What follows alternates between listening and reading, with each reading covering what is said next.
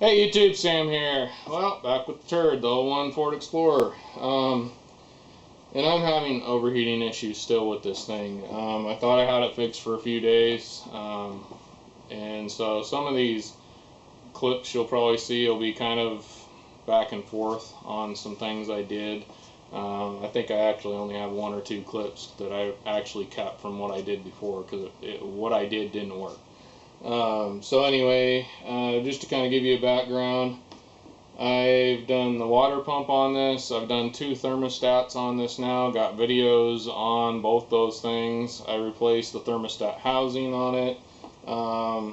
Did the rear motor mount, some rear motor mount stuff. You have to go, if you want to see anything on this vehicle, go into my playlists and tap on the 01 Ford Explorer one.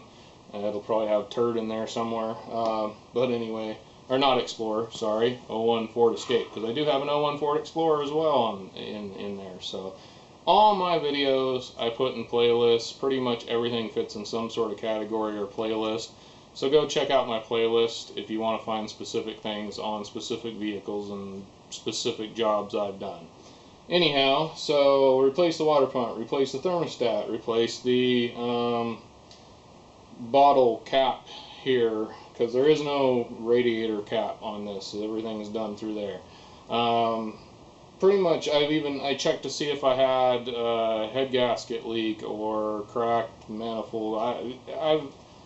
I've done tests on whatever I could figure out to do on this thing to see why it's heating up, and I've pretty much come to a point where either my head gasket leak checker thing that I rented from O'Reilly's wasn't working, or it's a completely clogged system somewhere. There's a clog, or the JB Weld that I fixed the water pump housing with failed. So somewhere, one of those 3 things has got to be the problem. I'm hoping it's either the water pump problem or the radiator shot or something like that, because those are things I can fix. Head gasket, I can fix it, but I don't want to. I would probably be better off just going to a pull and save wreck-it yard or whatever and pulling another motor if I could find another motor for this thing. So anyways, that's where we're at. What I'm about to do is just kind of, it's just going to be a story of how I get it fixed, hopefully. So I don't know how cohesive everything. It's not going to be really a how-to, because I already have videos on replacing the water pump and all that stuff. I already got videos on all that, right? And I even got a video on how to drain the antifreeze out of this thing. So right now, that's where I'm going to start. I'm going to start by draining the antifreeze. As you can see, if you watched my water pump video, I got it back out again, pulled apart, and I think this might be my problem here. It fits down in here, but it comes in and out. And I'm kind of thinking that maybe there was some tabs on here that were supposed to hold this in that aren't there anymore for some reason. And this pops out and is kind of clogging things up or stopping the pump from turning or something. I'm not exactly sure. I don't see a lot of wear or anything on here, and I didn't notice that on the old one as well. But quite honestly, I just, got to go to the next thing that I'm having a problem with, because my thermostat, unfortunately, changing the thermostat again didn't do anything. If you watch that video, so if you want to kind of know the whole background story, you'll have to go through and watch my videos on my Ford Escape. So anyhow, so my plan, because I don't seem to be able to find just this piece, and I'm not even sure if you can buy the water pump and this piece together. I believe I'm thinking that's the way it comes, but whenever you see the pictures of them, I just can't quite tell. So anyway, and I can't seem to find one of these in a wrecking yard, can't find one anywhere. So I found one on Walmart.com, and I'm not sure if it's this piece or if it's that, and they're just showing the back part of this as a water pump. I don't know. Anyways, so my next plan to do, plus to test this out, even if I do wind up finding it and buying it at some other point. But anyway, I'm going to clean this up, and I'm actually going to take a little bit of JB Weld and try and JB Weld it in there. I need to read the JB Weld and make sure it can kind of do metal to, I believe, aluminum here. I don't know. I kind of wonder if that's the problem, is that I believe this is aluminum. Yep, and this is metal, and maybe whatever held this in here corroded away, and that's why it's coming out. I really don't know. But like I said, this is my next step. This is one of those things where I'm not responsible if you do something I do and you hurt your car or yourself. If you don't like the way I'm doing it, don't do it. Well, I think I found at least a problem. Whether it's the problem or not, I think I found a problem. You notice that red bucket down underneath there, and I had to take this off to get to it, in case you guys need to know how to take this. I don't know if you'd call it a skid plate or just kind of a more of a mud guard than anything. It goes straight up underneath there. There's what, 1, 2, let's see, there's a bolt. This would be on the side, so it sits on the car like that, and there's a 10mm over here, couple more 10 millimeters here, a couple of 10 millimeters up here. There's a clip over here that you have to kind of use at the back, that you use a screwdriver and pop that out. It's pretty easy. And one more, I believe, there. There might be one more somewhere else. But anyway, super easy, 10 millimeter and a small stubby screwdriver, and you got this thing out pretty easy. And then you can get up underneath there, and there's going to be a lower small hose in the radiator and a small hose right above that. Well, that small hose right above the lower one goes up and over and up and over and over to your pressure vessel or overflow bottle, whatever you want to call it. And the lower one actually goes to transmission. I popped that lower one off thinking that that was actually where it was leading to earlier, and transmission fluid came out, unfortunately, so I'm gonna have to check that. But anyway, if you pop off the upper one, that's the end of that hose from your pressure vessel that comes and goes into the lower part of your radiator down here. Well, I popped this out. I got a video separately on that. Real simple to do. But there's this bigger hose in the top here, and it goes down to your radiator. And I plug that up with my fingers, plug this up with my fingers. I have the lower part of this lower hose, this is hooked to the bottom of the bottle, have that undone on the other end down there. Well, in theory, I was expecting some fluid at least to come out of that, and nothing did. So then I plugged up this, and I plugged up this with my finger, and I blew into the top of that, and I couldn't get anything to go through this little hose. So for sure, I'm pretty sure this bottle or this hose is clogged up. So when I went, and this is the reason why I even pulled this out so I could empty it out. And basically you just pop this up and you can drain it right through the top here. Just pull this off and drain it right through the top, and all your bottle, if you want to do this, you can drain this easily. Anyhow, but what came out of it is all that rust and crud and gunk that I think might be clogging up my system. Now, more than likely the reason for that is either somebody put some of the wrong fluid in, we have an issue somewhere else at some point, and it caused corrosion and stuff, or more than likely the radiator is clogged up with a bunch of that stuff.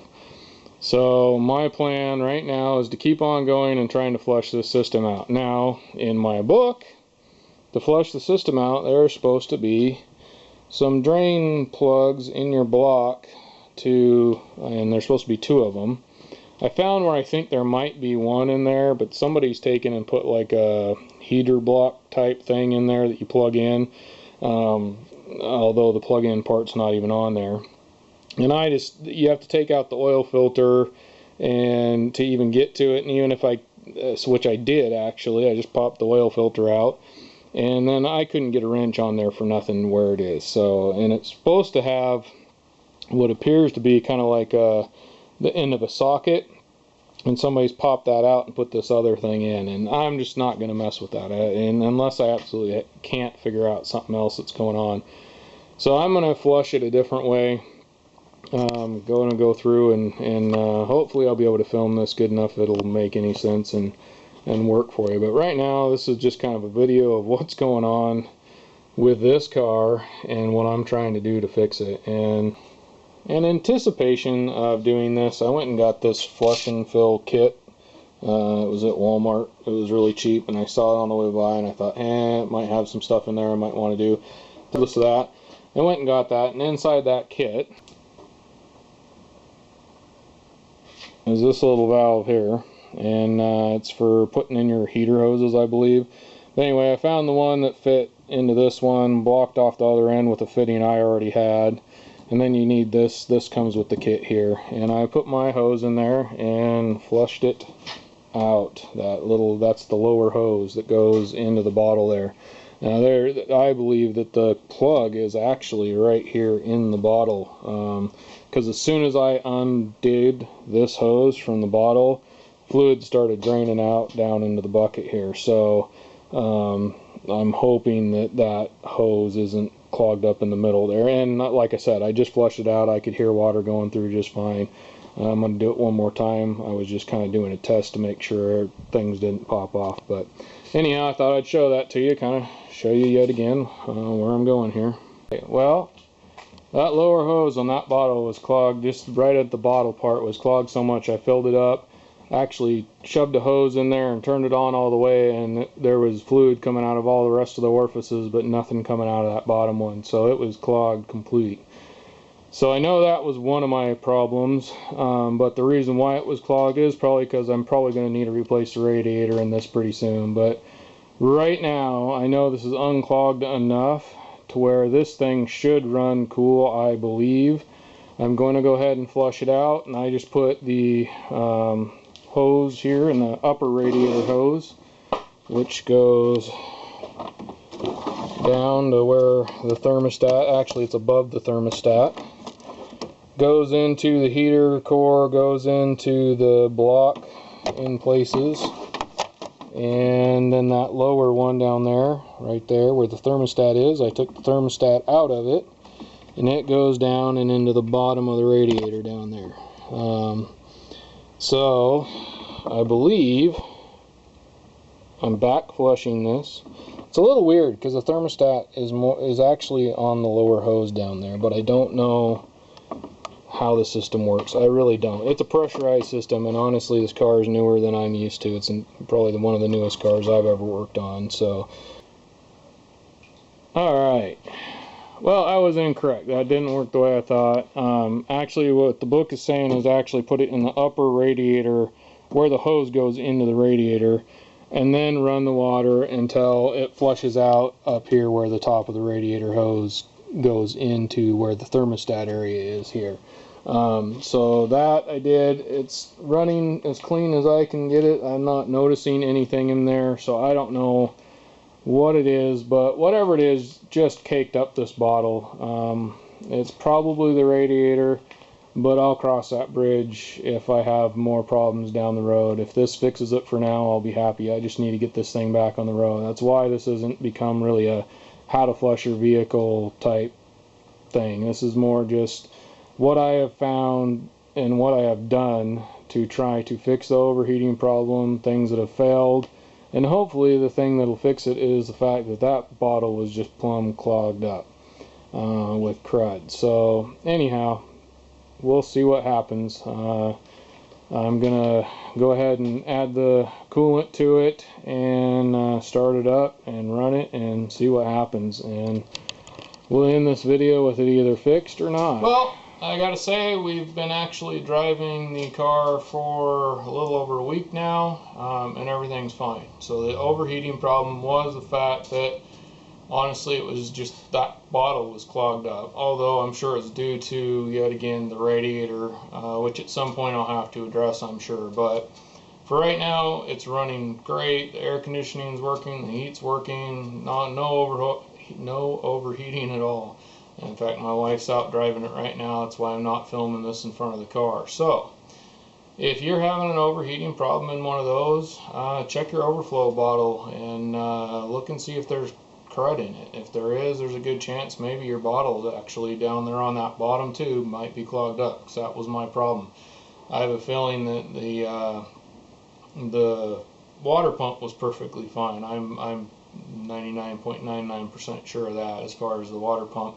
But that plate that I epoxied in there, the JB welded actually is what I used. That seems, I don't know if that was supposed to be that way or not, but it's not affecting it, the fact that I JB welded it back together. So I do actually think that was supposed to be in there and pressed in there and not go anywhere, but I could very well be wrong about that, so you definitely got to do your own research on that. And the thermostat was where, if you go back and watch my videos, it was definitely leaking some antifreeze, and I believe it was out of that thermostat housing, so I had to replace that thermostat housing. So go check that video out. I think those are separate. But anyway, so I do believe the housing was bad, so therefore that I would have had to do anyways, and with that would have came a new thermostat anyways, although I wouldn't have had to change 2 of them. And I'm pretty sure the thermostat was in there, is probably fine. If I ever have to, use it, I'll keep it. What else? Oh, the fans. For those of you that might be telling me, oh, your fans aren't working, that's why.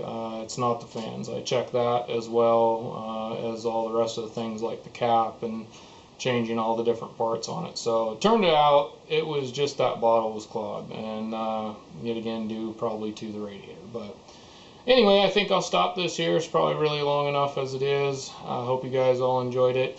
Please rate, comment, and subscribe on my face down there, or it'll be somewhere. I'll have my face, and there'll be a video you can watch, so go check those out. That would be cool.